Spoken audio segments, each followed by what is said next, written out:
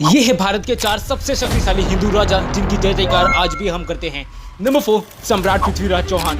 सम्राट पृथ्वीराज चौहान एक महान राजपूत राजा जो अपनी वीरता और शौर्य के लिए जाने जाते हैं। सम्राट पृथ्वीराज चौहान ने अपने दुश्मनों के साथ कई सारी लड़ाइयाँ लड़ी और उसमें जीत भी हासिल की, जिसमें बैटल ऑफ टरान सबसे फेमस माना जाता है।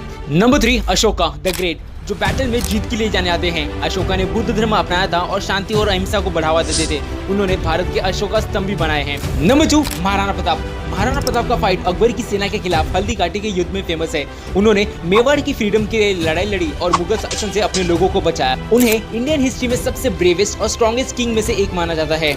एंड नंबर 1, छत्रपति शिवाजी महाराज, जिन्होंने मराठा एम्पायर को एस्टैब्लिश किया and also called as the father of Indian navy. उन्हें गुरिल्ला युद्ध के नक्शे को अपनाने के लिए जाना जाता है। छत्रपति शिवाजी महाराज ने मुगलों को हराया और अपने साम्राज्य को बढ़ाया, और इसीलिए इन सब राजाओं की जय जयकार आज भी होती है। वैसे इन सब के लिए एक लाइक तो बनता है।